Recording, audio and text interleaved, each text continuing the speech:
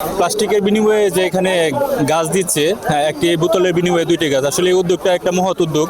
আমি এই সোসাইটিকে ধন্যবাদ জানাই যে এত সুন্দর একটা মহৎ উদ্যোগের মাধ্যমে যে কাজগুলো সম্পন্ন করতেছে। আমি দুইটা বোতল দিছি, পরে ওরা দুইটা আমার গাছ দিছে।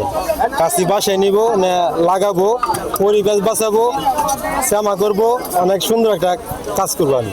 আলহামদুলিল্লাহ, এই উদ্যোগটা আমার কাছে অনেক ভালো লাগছে। গ্রিন হিউম্যান সোসাইটির পক্ষ থেকে যে নতুন এক ভিন্ন ধর্মীয় উদ্যোগ বলা যায়, কারণ কিশোরগঞ্জে এর আগে মনে হয় না যে এরকম উদ্যোগ কোনো সংগঠন নিছে বা নেওয়া হয়েছে।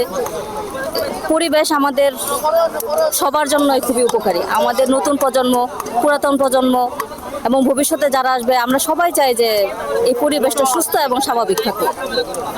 আমাদের গ্রিন হিউম্যানিটি সোসাইটির পক্ষ থেকে আমরা কিশোরগঞ্জে মুক্ত মঞ্চে একটি ইভেন্টের আয়োজন করেছি। ইভেন্টটি একটি ব্যতিক্রম ধর্মী, যেটা হচ্ছে আমরা এখানে প্লাস্টিকের পরিবর্তে আমরা দুটি করে গাছ দিচ্ছি। আসলে প্লাস্টিক মুক্ত শহর গড়ার ক্ষেত্রে এবং আমরা যেন সবুজায়ন করতে পারি, কিশোরগঞ্জকে সুন্দর করতে পারি, এই জন্য আমাদের এই উদ্যোগ। আজকে যে আমাদের ইভেন্টটি দেখতে পাচ্ছেন আপনারা, গ্রিন ফ্রাইডে নামে একটি ইভেন্ট। আমরা এই ইভেন্টে যা করতেছি, দেখা যাচ্ছে যে আমরা আমাদের দৈনন্দিন জীবনে প্লাস্টিকের ব্যবহারটা অনেক।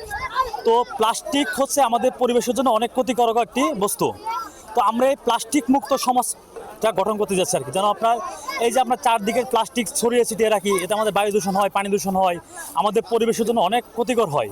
তো আমরা আমাদের পরিবেশকে রক্ষা করার জন্য আমরা এই প্লাস্টিক বর্জ্য সংগ্রহ করে আমরা হচ্ছে যে দুইটা করে গাছ দিচ্ছি, যে আমাদেরকে প্লাস্টিক বর্জ্য দিবে এবং আমরা তাদেরকে দুইটা করে গাছ দিব, যেন আমাদের এই যে নদী নালা খাল বিল আমাদের চারপাশে যে প্লাস্টিক বর্জ্য সিটি আছে, এতে আমাদের পরিবেশের জন্য অনেক ক্ষতিকর হচ্ছে, জলবায়ুতে অনেক প্রভাব পড়তেছে, পরিবেশের ভারসাম্যটা রক্ষা করতে পারতেছে না। এই জন্য আমরা হচ্ছে যে প্লাস্টিক বর্জ্য গ্রহণ করতেছি এবং আমাদের সংগঠনের পক্ষ থেকে, গ্রিন হিউম্যানিটি সোসাইটির পক্ষ থেকে আমরা দুইটা করে গাছ দিচ্ছি। আর এই আমাদের কার্যক্রমটা ইনশাল্লাহ প্রতি শুক্রবারে, আজকে গরুদল মুক্ত মঞ্চ হয়েছে এবং প্রতি শুক্রবারে আমাদের কার্যক্রম চলমান থাকবে গ্রিন ফ্রাইডে নামে।